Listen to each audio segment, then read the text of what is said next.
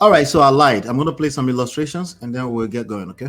As lawmakers convene on the third day of plenary for the week, a letter from President Bola Tinubu is read on the floor of the upper chamber. Distinguished Senate President, request for confirmation of ministerial nominees. I am pleased to forward to the Senate the underlisted 7 nominees for confirmation as ministers of the Federal Republic of Nigeria. The request, which comes barely 24 hours after their nominations, is referred to the Committee of the Whole for legislative action as soon as possible. Those again say nay. The ayes have it. All right, so what we're talking about today is the shake-up in the ministerial cabinet. What we're finding out is that your favorite person, Miss Uju Kennedy, has been displaced. And then also the I don't know. I do not know what you've been. If she was my, if she was my favorite, anyway. Well. So then also the young lady, 35, 36 years old, Betu Edu, was accused. Yeah, she's Beta Edu has been finally, I guess, her displacement has been finalized, I guess. So can you tell us what you can tell us about this shake-up? A lot of people are frowning at it and say, in the middle of Nigerian struggle, this should be the last thing they should be thinking about. What says you? Oh, thank you very much. Yeah, so I received the fact that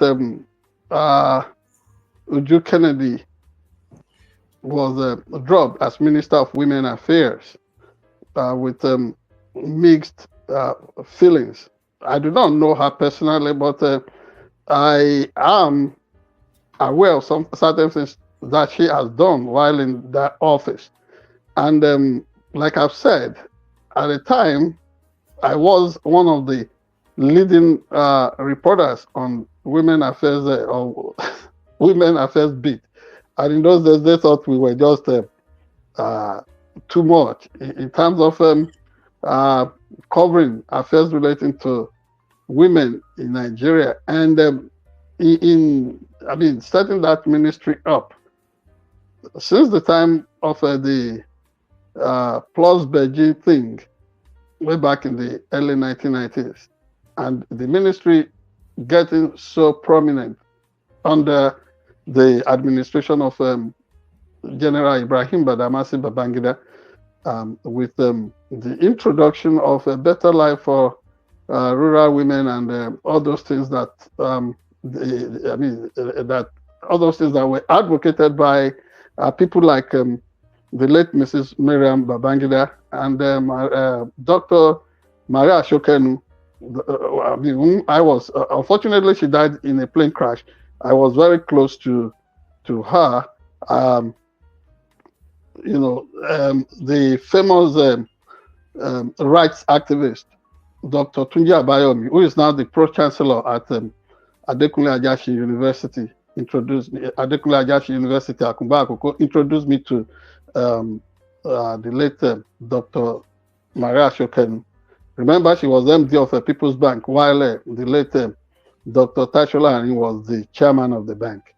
But what I'm saying is that place was set up to not just to liberate the women who constitute majority of the folks in Nigeria, the eaters of wood and the people you call the drawers of water. So since Uju Kennedy got there have been one controversy or the other. But the one that really baffled me most was when she was really in the eye of the storm for setting up certain programs that funded things for the First Lady of Nigeria.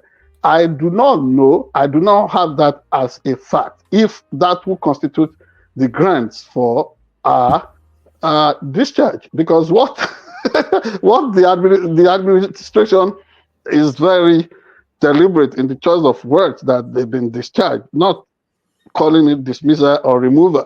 So I wouldn't know if that would be a basis that the president was really criticized for the things, the resources that would be taken from the Women Affairs Ministry, so, things that should have been used to take care of the subaltern women and less privileged women in Nigeria to be dedicated to the use of the office of the First Lady. That could be an issue. But if Uju Kennedy could be removed because of issues like that, I do not know why the relevance of the First Lady's office is not also been, the prominence given to that office, why it's not been lessened at this moment. I think whatever applies to Uju Kennedy, if that is a major reason why she was dropped, but there have been other reasons. She has unconventional ways of going about, sometimes she would play the the accuser, then she becomes the judge and becomes the police, and then will be raking and ranting. So against some people, sometimes she embraces this eagerness to shame people instead of just allowing things to go through due process. She, under the yearly march at times, like our last appearance before the National Assembly, you saw this shouting. I think we featured that here. You saw. Everybody witnessed the shouting match between her and the House of Reps person there from Lagos. This is, what's her name? Honorable Obara. So they had this hot exchange, and like I told you, I know Obara, and she and I served on the board of a newspaper, an evening newspaper in Lagos before, so as directors, and so all these people, I would not know all the reasons for that, but concerning better Edu, the woman at the Humanitarian Affairs, whatever she did there, and that is one decision that was taken by the administration that I approve of completely. She had become an embarrassing baggage, and there was no way, no excuse anybody could advance to bring her back, because you talk of humanitarian activities, and somebody who is physically challenged, myself, by way of being legally blind, I know that that ministry should be catering for the interests of vulnerable groups in Nigeria, apart from old women, men, widows, what have you, and people with a disability. There is also the need to take care of internally displaced persons because of banditry, terrorism, Fulani herdsmen attacks going on all over Nigeria. That said, the remover is not far-reaching enough. I don't know why Wike is still in the cabinet. I do not know why. Yes, I do not know why Yese Wike is still in the cabinet. So this is what this is why some of us suspect that it may not be for reasons of inadequacies, intransigencies, or not delivering on the vision, the general vision, the core vision of the administration. That may not be the only, because Wike, you look at him, he has become a political nuisance, so to say. Yeah. And yes, an excess baggage and an embarrassment, because it's so visible that everybody would link his arrogance, his brashness, and his irresponsible conduct and loose talks. Everybody would link that to Bola Tinubu. They would think Mr. President is the one that is using him to wreak all political instabilities all over the country. Wike is somebody that ought to have been removed, and that is still there. I was thinking at some point too that this would have also touched on the insincerity being displayed by David, whom I like the fact that a lawmaker from the House of Representatives was able to stand him up on the excuse that, there are no resources to fix broken road infrastructure all over Nigeria while flagging off 1,000-kilometer road project that would run from Sokoto all the way down to Lagos. And then the other one that is called the East-West Coastal or Coastal Road that will move from Calabar to Lagos.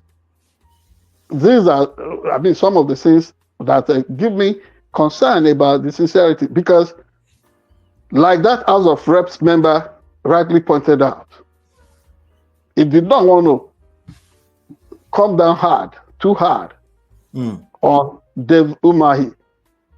And they said, oh, you don't have the money to fix Nigeria, all the broken roads in Nigeria, but haven't been given over 1 trillion to fix things up and down. And then the existing roads are not even being restored. And it's so easy now at this Utah period. You look at the sky-high cost of air transportation, going for as much as 400,000, 500,000 naira within Nigeria, domestic flight. That is not sustainable. And yet, you expect people to travel the roads that have become death traps. Roads where, because of the potholes and the bottomless pit that have become easy place for terrorists, armed robbers, bandits to ambush and hijack and take people hostage. So this is why I said it is not far-reaching enough. But to conclude my opinion on this, right, the cabinet simply is still too much, still too big. You remove 5. So let me ask you: did they mainly replace people, or did they even reduce it at all? Was the goal? They just replaced, right? They removed some, like you have mentioned Uju Kennedy, and you have mentioned that. So our office is not replaced. She wasn't replaced with somebody else. No, they have named someone else, but some people were also moved around. Okay, all right.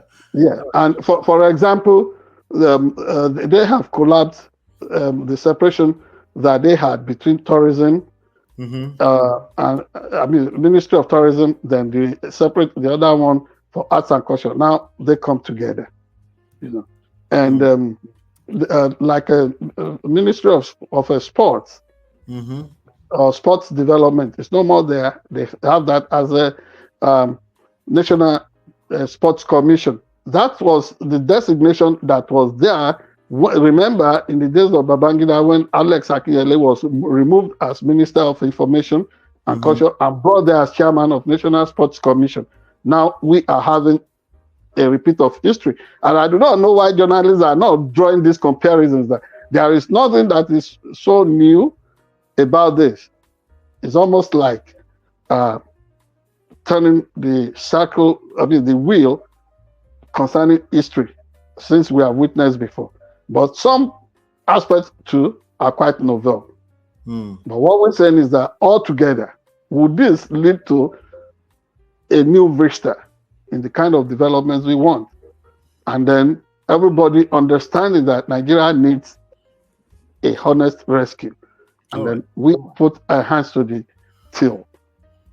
All right. Let us know what your thoughts are. Please hit the like button, share, subscribe, turn on your notification. Do you think this shakeup was needed? Is it necessary? Is it going to help? Let us know what your opinions are in the comment section. Hit the like button, share, subscribe, turn up your notifications.